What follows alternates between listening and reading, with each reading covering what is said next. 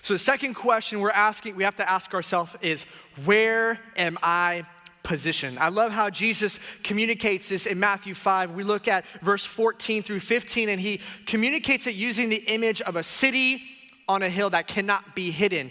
And there's this encouragement we see, neither do the people light a lamp and put it under a bowl. And I think there's a very real tension when we begin to ask ourselves this question of where am I positioned?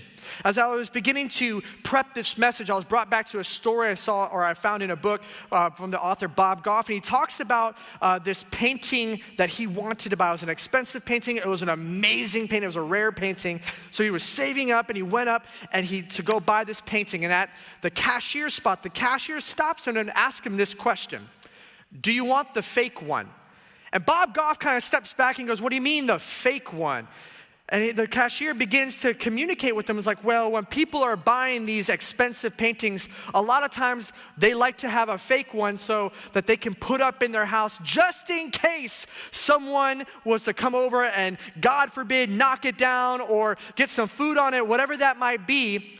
And Bob Goff is listening to me and goes, "No, I'll take the real one."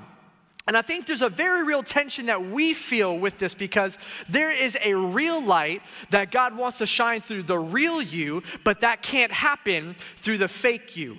You're probably going, "Pastor Phil, what do you mean by that?" I think there's a tension we have to put the real version of us in a safe spot, because we ask ourselves, well, what happens if I get hurt? What happens if I'm not affirmed? What happens if I'm not accepted? What happens if people don't respond in the way that I hope they respond? And instead, we put up this fake, filtered version of ourselves, but then we begin to wonder, "God, why can't you use me?" Friends, if I could encourage you wherever you're watching here today, God can't move in a real way through the fake you.